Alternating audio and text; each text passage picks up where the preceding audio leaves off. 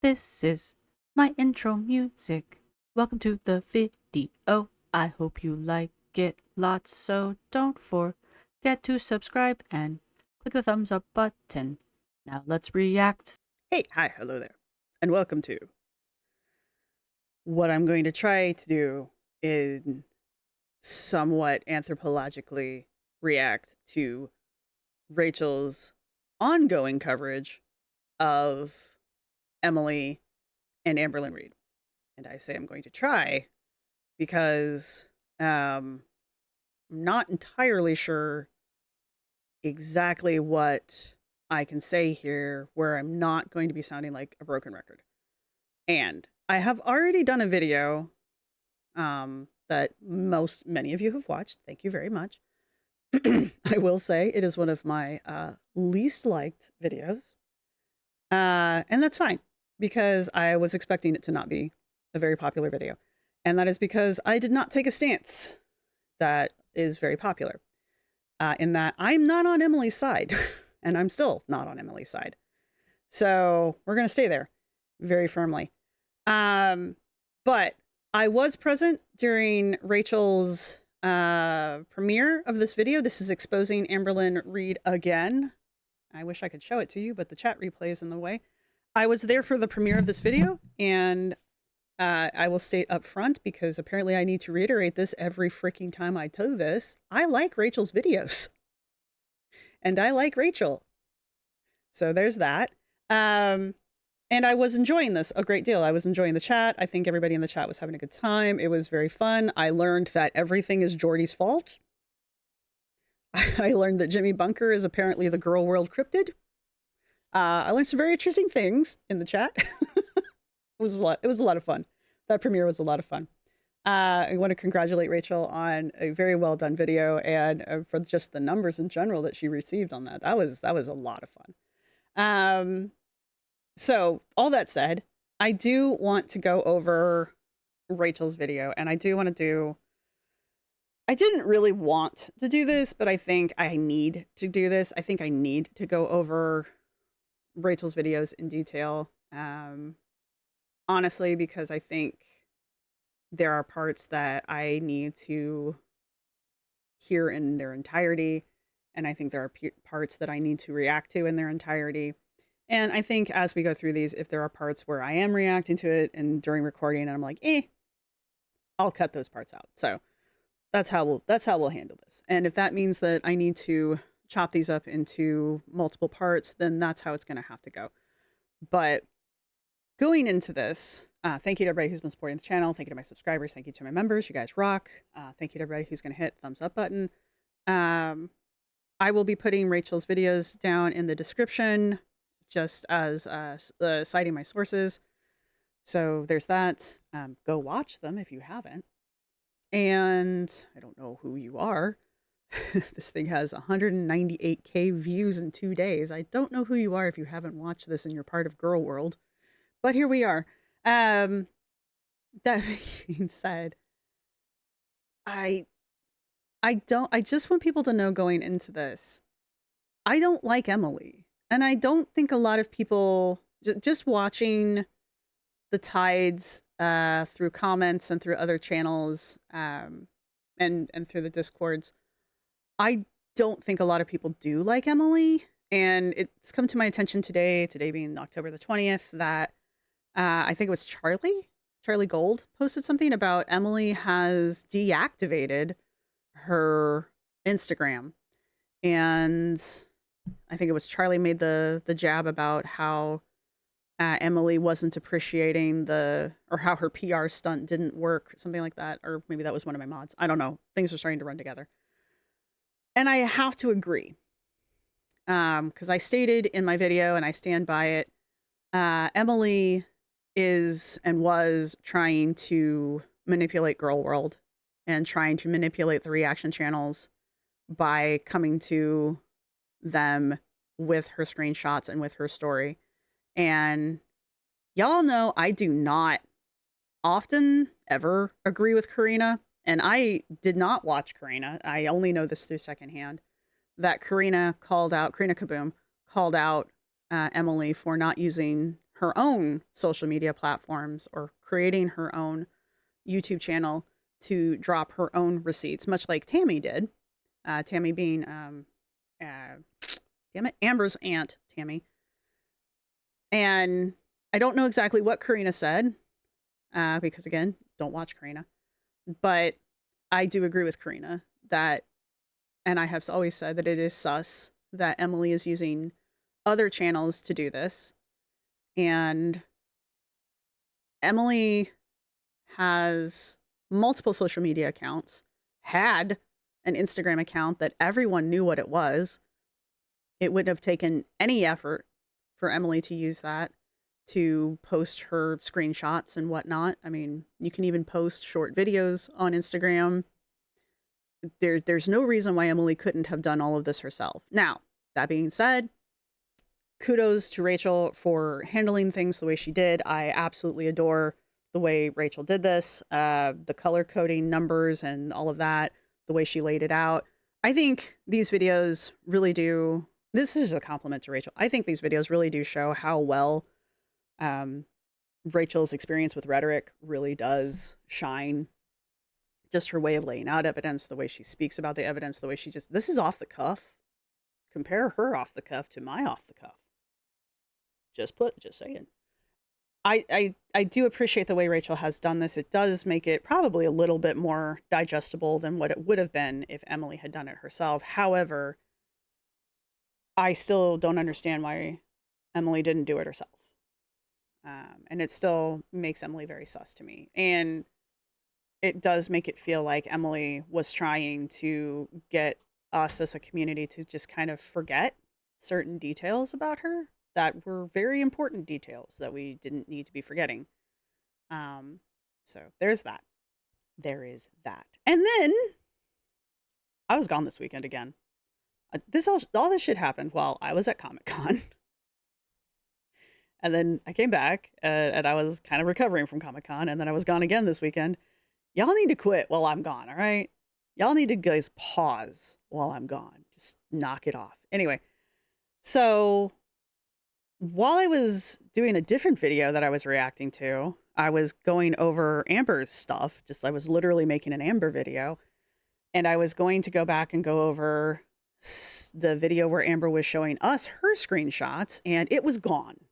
Like, I think I literally missed it by 30 minutes or something crazy like that. She had literally just taken it down when I went to her channel to look at it. And I know they're all saved on various channels. I think Hecticana has all of them. So I know if I want to react to them, I can. That's not the issue. The issue was that they are no longer on Amber's channel. And then Amber put up a statement where she was basically walking back a lot of things that she had said about Emily. And of course, very sus. Everybody's like, that's just proof that you and Emily are back together. Maybe it is, maybe it isn't. I don't know. But it is sus. And, you know, that has always been another thing that has made her and Emily, has always made Emily suspicious to me. You know, Emily goes on in her screenshots and her statements about, you know, Amber and Amber's this and Amber's that and Amber's something else. And it's like, yeah, I don't not believe these things. I truly do not. I truly do believe Amber did all of these things or did most of these things, you know. The problem is knowing that, living it, you still continue to pursue a relationship with her. Long distance, you know? Like, all you had to do is block her phone number.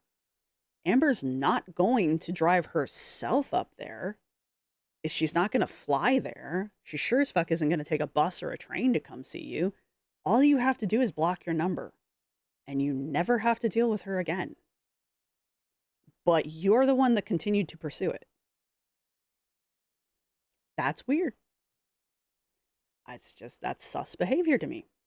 And then all of this starts where she trickle feeds Snowflake some stuff, and then she dumps everything on to Rachel. And again, not saying anything critical about either Snowflake or Rachel.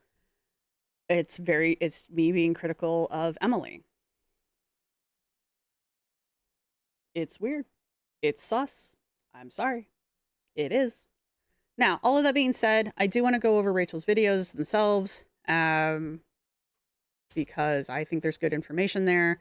There were a couple things, especially in this last video that Rachel put up, that did have me thinking about things a little bit differently, but I still have my opinions of Rachel, or sorry, well, I do have those, and my opinions of Emily. So I guess keeping both of those in mind as we go over these, I think I've laid both of those out myself. And, you know, if you guys want to twist that, go for it. Here we are. I am going to speed these up. Rachel has a lovely speaking voice, but I do believe I can. Actually, I think 9 times out of 10 when I speed Rachel up, I have to slow her back down again. But we're going to start out with Rachel sped up. I think she does actually have a decent speaking pace. So that, we might actually end up slowing her back down again. Do keep in mind, Rachel's going to reference, well, these 2 lives. They're privated. They still exist, but they're privated. We can't watch them anymore unless we go to other channels. I don't know exactly what channels those are. I have been told Hecticana has them, so if you go to Hecticana's channel, I'm 80% sure you can still watch them, or you can at least watch him react to them. So if you're interested, you know, shout out to Hecticana, like he need to do that, but there you go. I do have her sped up to time and a quarter. We're good. Hello and welcome back. As you all know, Amberlynn Reid went live in these 2 live streams here just a couple of days ago. In these lives, she appealed to the ultimate source of truth, her journal, and doubled down further on her allegations of DV against her ex Emily and something interesting I learned, because I too was like, journals. Apparently, in certain court cases, those apparently DV being one of them, you can use journals to establish patterns. That's not what Amber is doing, but I just wanted to put that out there. A lot of us have been like, journals. In some situations, this is not one of them. In some certain situations, you can use journals as evidence in a court of law. Again, this Amber is not that situation. This is just Amber being Amber.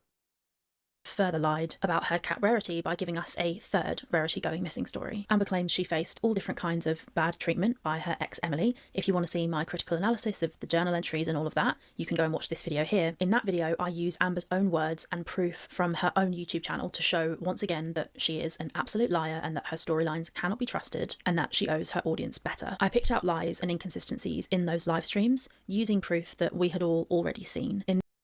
I do plan to go back and look at the other videos that Rachel has done, and I will go back over and do them by section. I think that's how I'm going to break these up, since she's good at doing chapters and sections, and I'm getting better. That being said, I wanted to do this most recent one because it's the most recent one, so I guess I'll be retro reacting to things. So anyway. We'll get to it, is what I'm saying. In this video, I'm going to use new, never-before-seen physical proof to strengthen the argument and give some context. I've said this before, but the reason that this matters and the reason that I keep doing it is because Amber has got on her public platform and lied about many, many, many people and displayed awful, abusive behaviour over and over and over again, and frankly, it just can't carry on. So, here's the thing. Not dismissing this. I'm just saying, we know this. There is ample video evidence from Amber's own timeline on Amber's own videos of Amber's own ABSU behavior. We didn't need Emily to tell us this stuff at all, honestly. We're not getting anything new here, I guess, is my point. And that's, again, not a critique on Rachel. This is a critique in general. We're not getting anything new. Except Emily is saying it now. But, like, Emily's already said this. So even now, it's really nothing new. Is it working Amber up? Yes, but we've already established it doesn't take much to work Amber up. Now, what is unique, but this happened after this video, is that Amber took these lives down. Amber doesn't typically she didn't delete. Amber doesn't typically take videos down. It is very rare for Amber to take a video down. And not only did she take the video down, Amber took down several live crash outs, not just the most recent ones about Emily in this. I guess she took down some older crash out videos as well, but they were Emily related. The one where Snowflake put up, the one that happened before Snowflake put up his interview with Emily. Interview. Um, uh, Amber went live and had a crash out. She apparently has taken that one down too. I haven't verified that, but I've been told that that one has been taken down as well. So, take that one with a grain of salt. But that being said, if that is true, Amber, that is even more out of character for Amber to do because that is not a typical behavior of Amber's. Now, why is she doing it? Probably to get into Emily's good graces. Maybe there was some threat of legal action. Words. Amber does not respond well to threats of legal action. We've seen that in the past. So she tends to overcorrect when those kind of situations occur. This might be it. She might be trying to get in with Emily again, which just kind of furthers my whole sus statement from the beginning. It's just sus, guys. Anyway, but again, that all happens after this, so none of that has happened yet. That's why I'm making this. It's important if her lies can be proven that they should be. So that's what we're going to do. If you've seen those live streams, you'll know that Amber goes on to show texts on her phone. Amber uses these texts to try and prove that she is the victim of verbal abuse which she faced from her ex Emily, who she claims said awful things to her and hurt her and threatened her. Amber so strongly insisting that she was threatened by Emily is quite funny because there's actually loads and loads of proof that she's the one who threatened Emily. You'll see more evidence of that in this video, and making threats is kind of what Amberlynn does. Whether it's Look, just because Amber threatens people, and she does, don't get me wrong, again, not doubting this, doesn't mean that Amber herself cannot be threatened. And it doesn't absolve Emily of making threats, right? Did that make sense? Now, she's going to get into it more. We'll talk about it when we get there. I just want people to understand that just because Amber is a POS doesn't mean people can't be POSs to Amber. All right? A stopped watch can be correct twice or once, depending on how you're counting time. But the point is she can be correct, even though she is a terrible person. it's to her exes, her current partners, or reaction channels. And Jordy's lucky that I'm a lazy fucking bitch, or his ass would have been sued forever ago. No. Yeah. Yes, you are lazy, but I don't. I think Jordy's fine. I think Jordy's safe. I don't. However, again, I did learn. I did learn from the chat. Everything is Jordy's fault. Jordy, I don't know if you know that. Everything is. I just imagine, because Jordy wasn't in the chat during the premiere. I just imagine Jordy waking up the next day or something and watching the live chat replay and being like, "The fuck did I do?" I just kind of wanted to be there when he starts reading how everybody's blaming Jordy for random shit. He's just been like, "What did I do?" What did I do? Anyway, I thought it was funny. You're lucky I'm lazy because, honey, I got the money. No, you I don't. got the time. No, you I don't. got the lawyer. You definitely don't have that. Do you understand how expensive legal action can be? How time consuming and money consuming legal action? She doesn't know yet. That's why I'm really hoping this thing with Tammy goes forward. I just really do. But I'm lazy. As usual in this live stream, Amber ignores and skirts around what people actually care about, which is her cat Rarity, in favour of saying that Emily called her a cat. You'll notice throughout this live that Amber neglects to properly Oh yeah, we can't say the C word anymore. YouTube. address the far more serious allegations that she made of actual DV, and you'll notice her repeated lies about her Rarity story and the alleged animal abuse. She instead focuses on a woe is me narrative where her ex-girlfriend called her a cunt. You'll also notice that Amber neglects not only her pets, more evidence of which is shown in this video when her little dog Twinkie gets up on her lap and you can see Twinkie's claws. And they are literally grown round in a curve, and it's just like, oh my fucking god, Amber, walk your dog or give her away, take her to the groomers, you cannot leave a dog like that, it is so cruel. But Amber also neglects to provide any context for the messages which she shows in this livestream. Instead, Amber claims that she is the innocent victim who was verbally attacked out of nowhere, she did nothing to provoke this treatment, and is, of course, the ultimate victim. Guys, y'all are always saying that we should always support the victim without proof, but when it comes to Amberlynn, all of y'all switch up, bro, really, I'm team Amberlynn for real. Who is that person? Who are you? Are you new here? Are you new here? When I was watching, I watched this live I watched something live. I watched Amber go over her texts live, and I was like, took me a second to realize that she had just done like a word search for the C word because it was always bolded. And I was like, why is it like that? Let's do like Emily going out of her way to bold the word. And then I was like, oh, she just did a word search, which does all it does is pull the word up. And unless you go out of your way to read the texts around it, you're just getting any text that has the word in it, which means they're all out of context. Can I say the word text a few more times? But that's kind of it. Fucking thank you, Blossoms. Thank you. Blossoms, you're new here, honey. Amber lies. And that's exactly what I always say. It's always believe the victim, but never when it comes to me. I am the fucking victim in this. This time I am, you guys. I'm sorry to fucking break it to you. This time I fucking am. Now, note that in the clip you just heard, in saying that, she admits that she in fact was not the victim in her previous relationships. And this slip is in itself a massive win for Casey and Beck and Destiny and Crystal and maybe even Jade, all her exes who she is accused of abuse. And it's for Casey and Beck and Destiny and Crystal and maybe even I don't remember her accusing Crystal of that, but I could be just not remembering. Jade, all her exes who she is accused of abuse. I know like literally everyone else she has though. And it's also worth saying here that in this live, Amber gets really angry and she hits down on the table as she's saying this. I'm sorry to fucking break it to you. Which would undoubtedly scare her pets, I think. And it really doesn't help the allegations that she gets physical when she's angry. She whacks the table. So Amber says this about one of the interactions that occur between herself and Emily in these text messages. She just always like said the most foul things to me, just like out of nowhere. Amber also claims that Emily would just randomly start doing low blows for absolutely no reason. I was smiling, things were fine, I was super bubbly and engaging and laughing, and then she just kept doing low blows and low digs at me.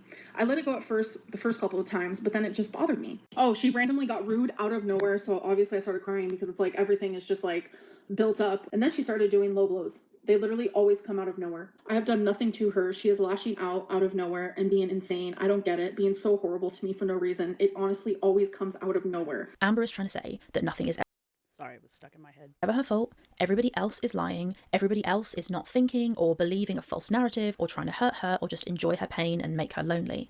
True.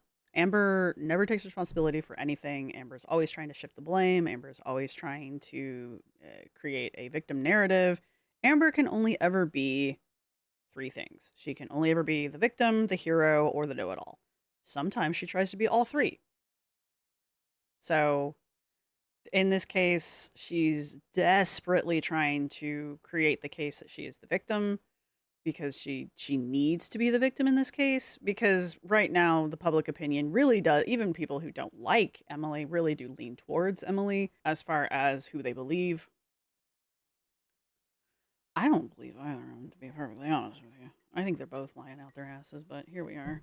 She was called names, so whatever she did, of course, was completely not relevant. I think it's pretty evident now that I have been speaking to Emily again, and I have some very interesting things to show you in this video. It's important to state here, this video is not intended as a defense of Emily's character. This video is to show proof that Amberlynn has been telling lies about Emily on her public platform.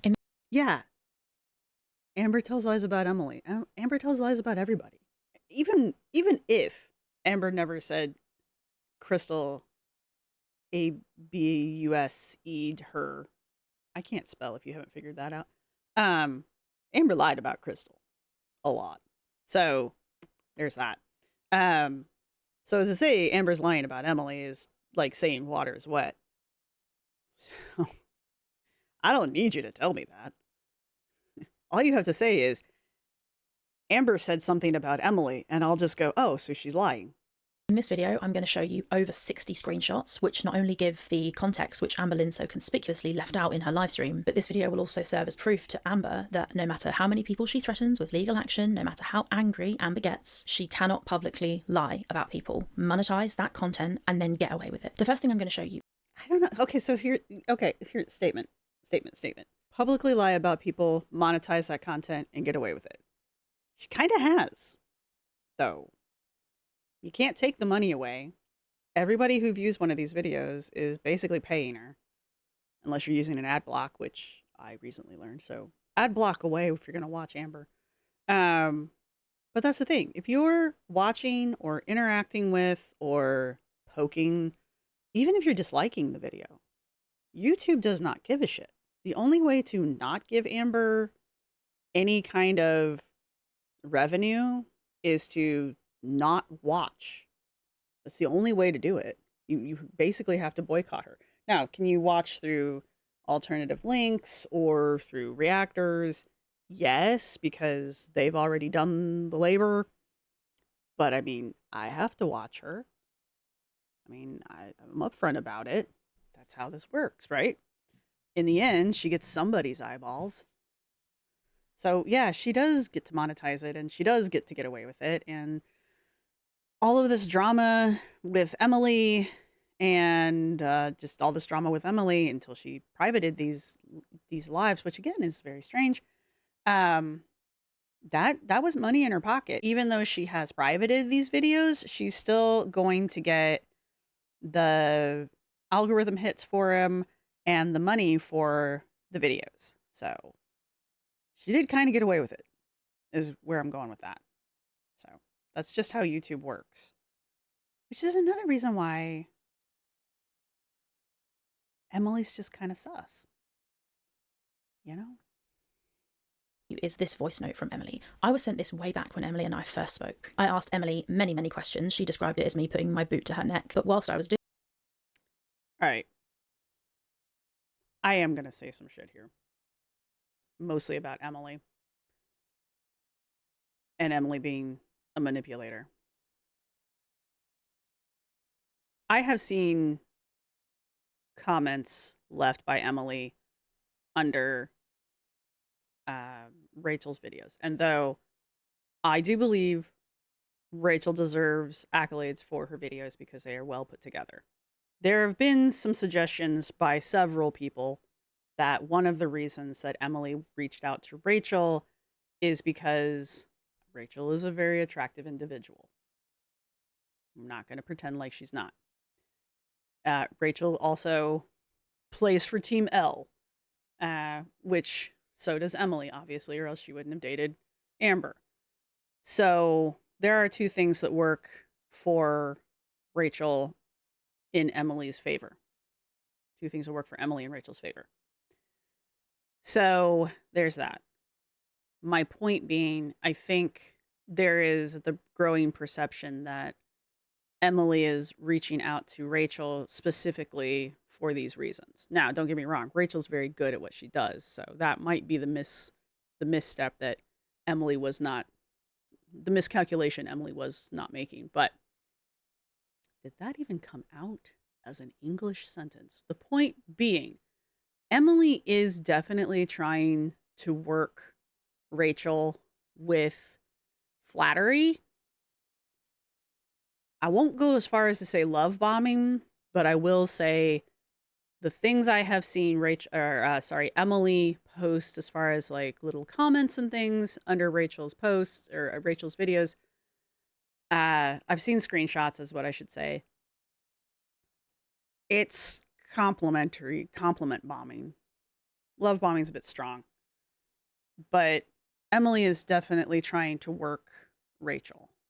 Emily's saying something to Rachel of the effect of, well, it's like you're putting your boot to my neck. Oh, you're such a tough interviewer, Rachel. I'm sorry. Again, that's sus. I have interviewed lots of people. I've been, I won't say antagonistically interviewed people, but I have been rough with my interviews a few times with people that I have not necessarily agreed with their position on certain things. I've never had one of them be like, "Oh my God, you're really putting your boot to my neck." No, they get uppity with you. When you go after somebody with questions that they don't want to answer, they get irritated.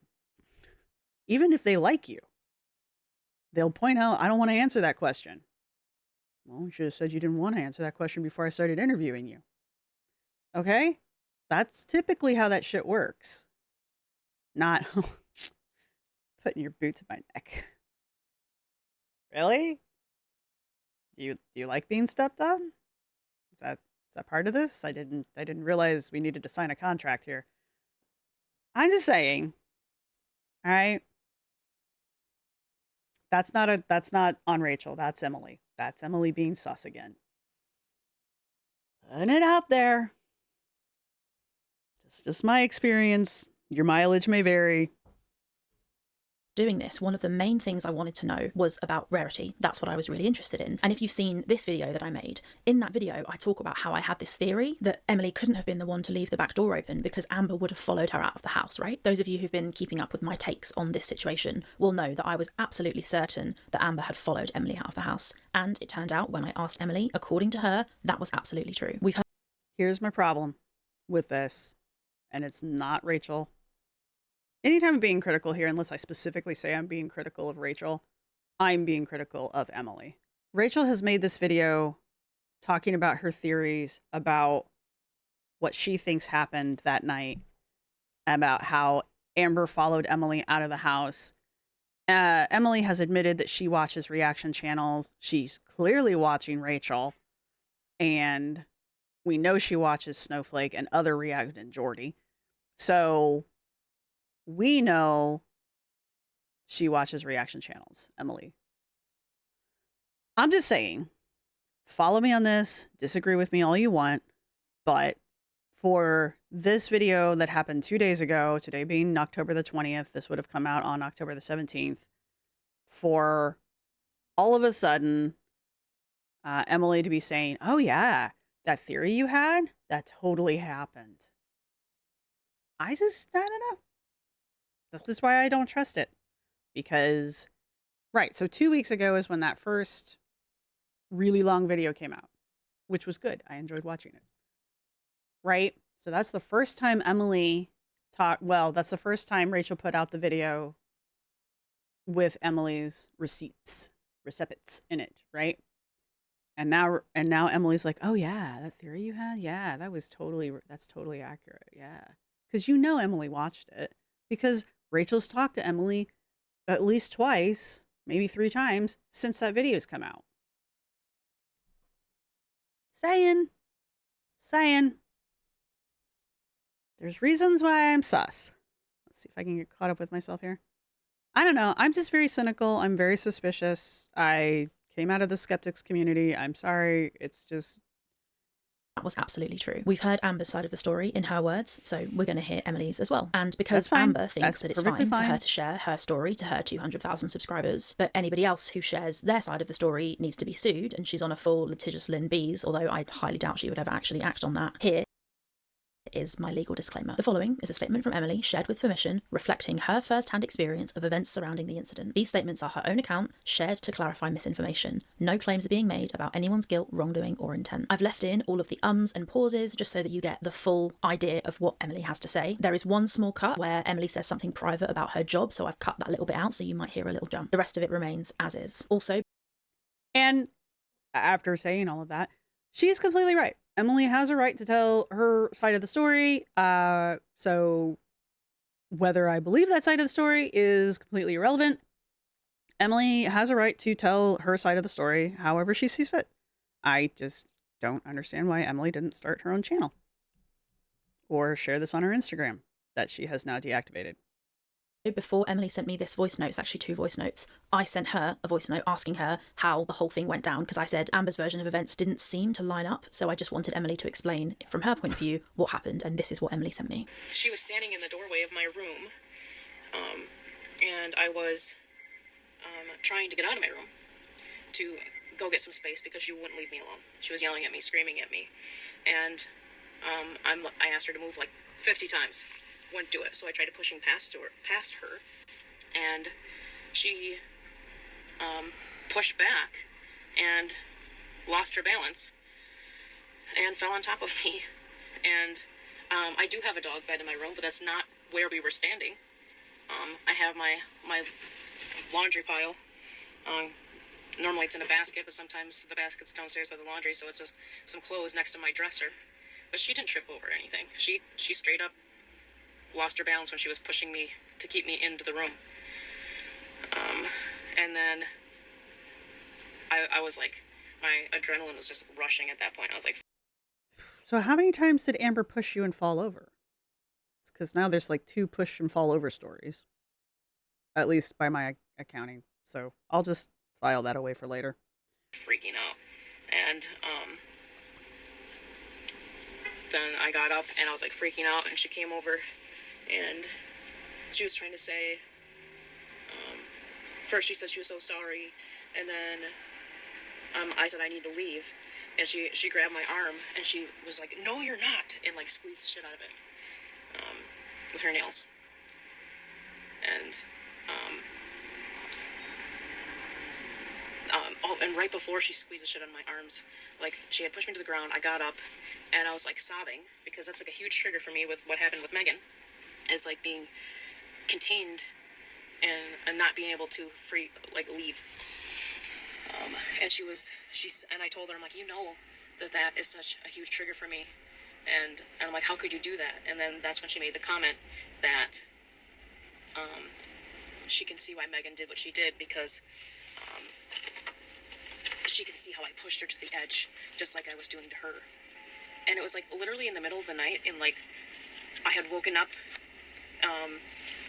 and I made that face because I can totally see Amber saying something like that. asked her to turn down her brightness on her laptop and turn down the sound, because I had to work the next day. And she like took her phone flashlight and shined it in my face. And I'm like, I was pissed. I'm like, what are you doing? I have to get up to work. And like it all escalated from there. And like, because I was upset about it, it made her upset. And you know, the whole, how can you treat me like this? And when she was upset and I didn't want to calm her down, I'm like, you're upset because I was upset. I'm not going to sit here and calm you down. Just leave me alone, please. Wait, so I'm confused. So are these two separate incidences? Because is because you were trying to leave the room. You tried to push past her. She pushed back, fell down because she lost her balance, landed on you, and now you're in bed, sleeping. So it must be two separate instances. I mean, that's how it always went down. Sorry if I was all over the place with the timeline, but I mean, obviously you get the gist of it. But like, for her to say that like Megan, I triggered Megan into doing that, like I triggered her into doing that, kind of like using that against me. And then I was like how fucking could you? And I'm like, that's when I'm like, you need to fucking leave, like permanently. And that's when she grabbed my arm and squeezed the fuck out of it. Yeah, we're backing it up. Sorry, guys. Out of my room to go get some space because she wouldn't leave me alone. She was yelling at me, screaming at me, and I asked her to move like 50 times, wouldn't do it. So I tried pushing past her, Right. and she pushed back and lost her balance and fell on top of me. And Okay, so Emily pushed first. Just a sequence of events.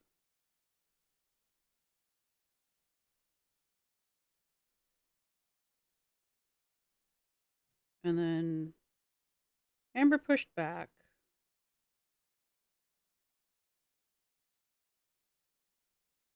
And fell over. And I do have a dog And then fell on top of her. Okay. bed in my room, but that's not where we were standing. I have my laundry pile. Normally it's in a basket, but sometimes the basket's downstairs by the laundry, so it's just some clothes next to my dresser. But she didn't trip over anything. No dog bed. No laundry pile. No dog bed. No laundry pile. No trip. Amber said it was a rug. Amber said it was a rug that she had tripped on. Does that mean it didn't change? No. Does that mean Amber was telling the truth? No. Just says, Amber, last I recall, Amber said it was a rug. I don't know where the dog bed and the laundry pile is coming from. Did Amber bring up a dog bed and a laundry pile? Probably. She straight up lost her balance when she was pushing me to keep me into the room. And then I was like, my adrenaline was just rushing at that point. I was like freaking out. And then I got up and I was like freaking out, and she came over and she was trying to say, first she said she was so sorry, and then I said I need to leave, and she grabbed my arm and she was like, no you're not, and like squeezed the shit out of it. Okay, so then she got up, I guess. Got up.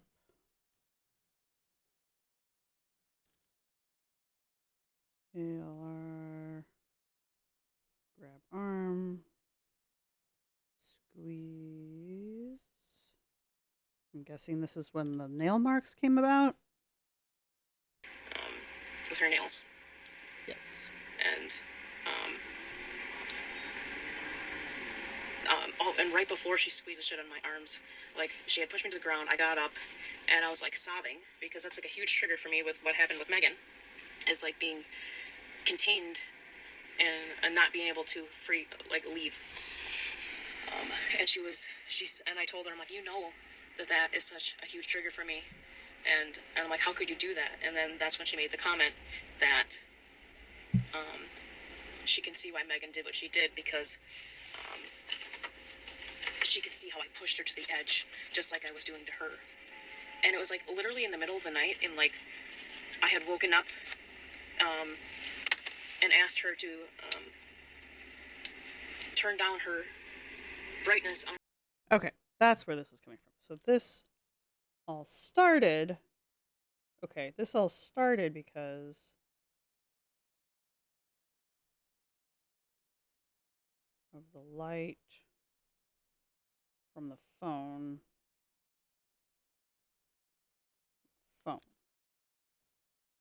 Right. That's why. Okay, that's what this is all about. On her laptop and turned on the sound because I had to work the next day, and she like took her phone flashlight and shined it in my face, and I'm like, I was pissed. I'm like, what are you doing? I have to get up to work, and like it all escalated from there, and like because I was having a hard time figuring out where the hell this came in. upset about it, it made her upset, and you know the whole how can you treat me like this, and when she was upset. And I didn't want to calm her down. I'm like, you're upset because I was upset. I'm not going to sit here and calm you down. Just leave me alone, please. I mean, that's how it always went down. Sorry if I was all over the place with the timeline. But, I mean, obviously you get the gist of it.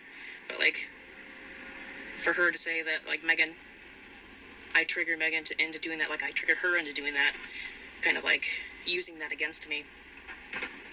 And then I was like, how fucking could you?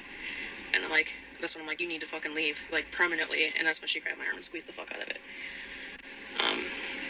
And then, eventually, after that, I left. And, out the back door, because she followed me downstairs. And I was getting my shoes on. She stood in front of the front.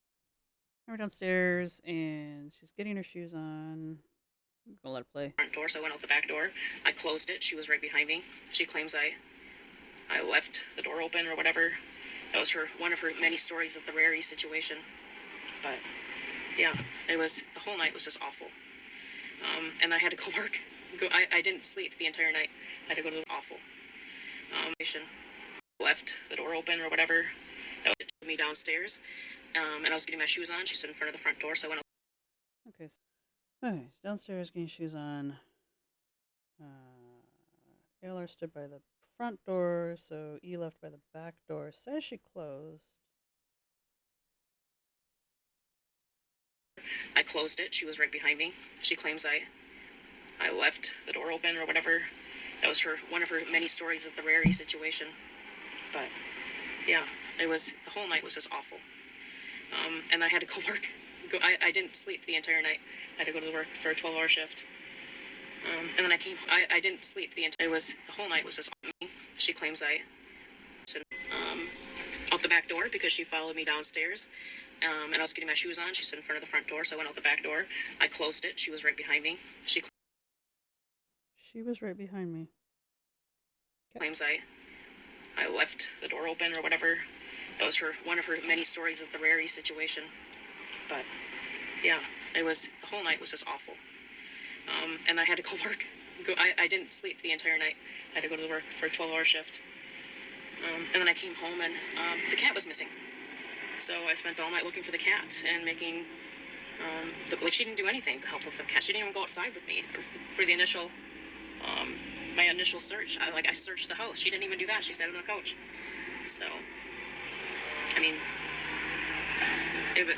when she says how awful I was to her, it was always when she would do things like get mad at me for being, going outside and smoking, and she asked to come with, and I would say, no, I want some alone time. She did not like that. Or she would say, Why would you want to stand around while somebody smokes? you've been out there for 17 minutes now, what are you doing? And I would get upset about it, and that would make her upset. I'm like, you need to give me space. And she just wouldn't. And I'm like, I can't handle this anymore, Amberlynn. I'm going to go crazy. I'm like, I'm exhausted. I'm burnt out. I need some time to myself after working when it's a shift that so busy that I don't even get to ever break more than 3 minutes to pee. And then when I would get upset about that, she would get upset and then expect me to calm her down. And it was always, I didn't care about her feelings. I was stonewalling her. I was cold, insensitive. I don't care about her. I don't love her. I'm the worst girlfriend. How can I treat her like this? And that was like a daily thing, to the point where it was getting to be like multiple times a day where she would get mad at me. Then it was getting to the point where like she had no periods of time where she wasn't mad at me. And then it just kind of got worse and worse and worse and worse. So I hope that answers your question. Let me know if you have any other questions. So yeah, that is what Emily says happened. There's a lot to unpack in there. I'm not going to get into all of that right now because I've got loads of other stuff to show you. We may analyse that in another video. I'm sure other reaction channels will take that and analyse it as well. So one thing I will say though is that that version of events is largely, I would argue, backed up by all of the text messages that Emily sent. So anyway, I'll leave that with you. Let's move on to the next thing because we don't have time to get into everything. I'm going to pause here. Just because this video is getting long now, and that's mainly because I spent way too long writing that up. We're not quite to the, oh yeah, we are. All right, I want to just kind of be that channel. I do want to kind of point out a couple of things that I want to be honest about. It sounds like Emily was driving while she was making this voice note, there we go. And so that could contribute to the distraction that was at the beginning of the note, because Emily was clearly more distracted when she started telling the story than she was by the end of the story. So there was that. But the way Emily jumped around in the beginning part of the voice note, she jumped around more in the beginning of the voice note. Let's put it that way. So I do have some questions because I sort of kind of remember the story being slightly different, but I need to go back and look at some things before I have my final judgment call on that, which is another reason why I wrote this all down. But the whole being pushed and falling down thing, for whatever reason, I remember that happening in a living room, but I can be wrong.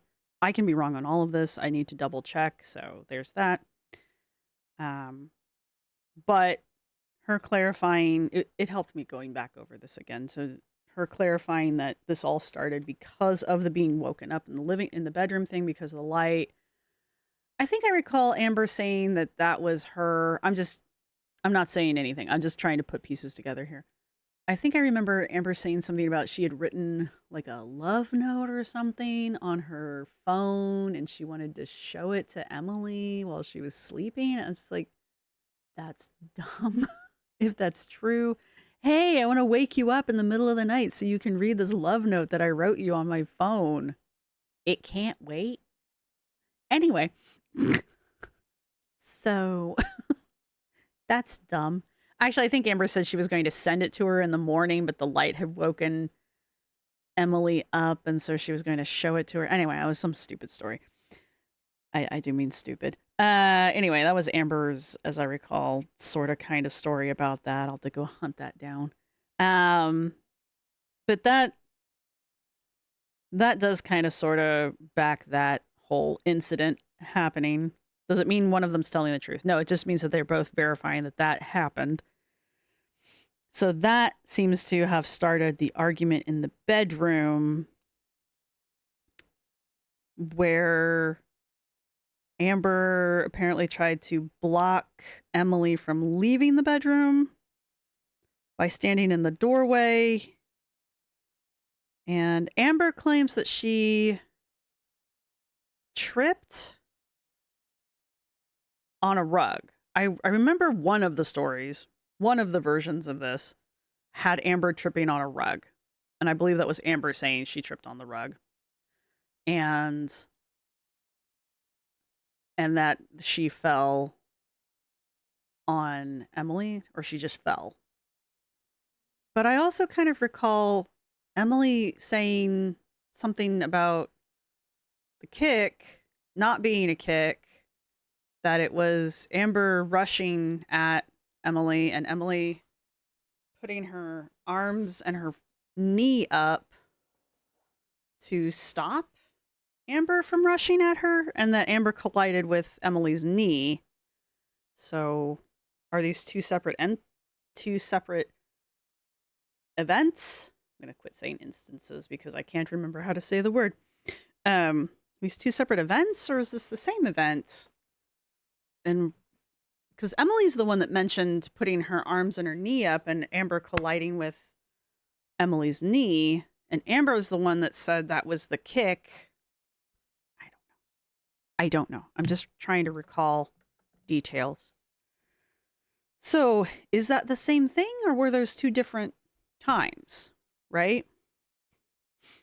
So, there's that. So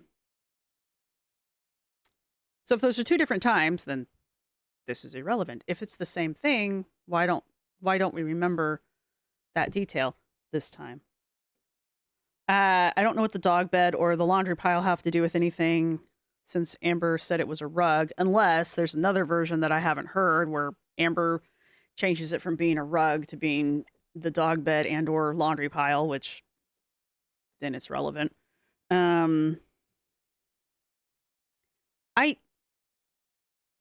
Emily says she got up after Amber landed on her and says, "I'm going to leave." Amber then grabs her arm and says, "Oh, no, you're not." And then Emily says, "Oh, but wait, before that, I was crying and said, 'This is a trigger for me. How could you?'" And then Amber also has a soliloquy. So the two of them are like having a full ass conversation about Megan and the documented event. I'm just going to say that between Emily and Megan, who is Emily's ex before Amber, one of Emily's exes before Amber. I don't know if it was the immediate. I don't know how many exes before Amber Megan was, because Colleen was the ex immediately before Amber. Anyway, so anyway, they have this big ass conversation, and then Emily's like, "Oh yeah," and then I decided to leave, and then Amber grabs my arm and squeezes me and puts the nail marks on my arm. So I don't know, that one. I don't know. Just putting things back, just putting things into perspective, putting things in the timeline as I have it written. And then Emily appears to get past Amber and is now downstairs putting her shoes on. And while she's putting her shoes on, Amber's just standing in front of the front door, not doing anything to physically stop her at this point. She's just standing in front of the front door, which, I mean, is enough, honestly. Amber probably takes up the front door, so let's be honest. But so since Emily can't get through the front door, she decides to go through the back door. Now, this is something that both of them have said about the back door. And Emily says that she left through the back door and closed the back door. This is something Emily has stuck with. And says, quote, "She was right behind me," saying ALR followed her. So implying that Amber followed her out the back door. And then that's where the like oddly hesitant story time ends. And from that point forward, Emily's talking about just the turmoil in the relationship, and it's more of a normal conversational flow. It's my take on it, my personal take on it. But she's not really recalling any particular one like moment. She's just in general talking about the overall relationship, about how she's constantly having to like calm Amber down, constantly having to reassure Amber, constantly having to be there for Amber, and how Amber's always trying to start fights with Emily, and that kind of thing. So it was not one particular event that Emily's trying to recall in detail. It's just an overall general overview of the relationship and how it was going downhill while Amber was staying in Wisconsin with Emily. So it could just be lack of hesitation because there's no need to be recalling particular details at that point because there were no individual details to be recalling. It was just a big overview. So there are a number of reasons why hesitation stopped or lessened at that point. Also, it sounds like she had maybe come to a stop at that point, so maybe didn't have to pay as much attention to the driving at that point, because it did sound like she was at least in a vehicle, if not moving. So, like I said, there were many reasons why she could have been hesitating while telling the story. Anyway, that's just my take on things. You can probably see where my brain's going, but, you know, I'd like to know why my pages are sticking together. There we go. No, it tore. No, it did tear. Damn it. Anyway, I've got my notes from here. I will keep them near me for when I hear other versions of this as it pops up because, you know, stories have minor shifts when they get retold, but they tend to stay within a certain range. And there you go, that. So we're going to pause here as my first chunk of reaction. I'll probably cut some of me taking notes out just because y'all don't need to see every second of that. That's not that interesting, I don't think. If it is, let me know. Is it fun watching me take notes? I don't know. But yeah, so that's the first half of this, or quarter, or however many of these it's going to take. Next time when we pick up, we're going to take up with the Wake Up Girl section. Wake Up Girl section of Emily's video. And we'll go over that part. I may end up taking more notes. Who knows? Rachel does lay out notes in a very nice way that are very easy to follow, so it'll be easy to do. Anyway, if you've made it this far in the video, go ahead and put a... I don't know.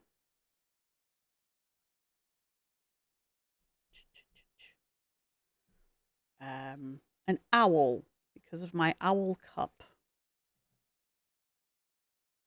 Go ahead and put an owl down in the comments section. Please use a timestamp so I know what the hell I was talking about at the time that you are commenting, if you're commenting on something particular. Let me know what you guys think down below. If you have somehow not watched this video by Rachel, there will be a link in the description. Please go give it a watch. I don't know who you are. I don't know how you've managed to not watch this video, but please go give it a watch. Yeah, let me know what you guys think down below. Your emoji is an owl. I think I've said everything I'm going to say in the moment that I was going to say it, and I will see everybody in the next section. That's pretty much all I've got for you guys. So thank you everybody who's been supporting the channel. Thank you to my subscribers. Thank you to my members. You guys rock. Thank you to everybody who's going to hit the thumbs up button, and I will see everybody in part 2. Bye! This is my outro music. You can't copyright strike me because it's just me singing. This is my outro music. Thank you for watching. See you next time.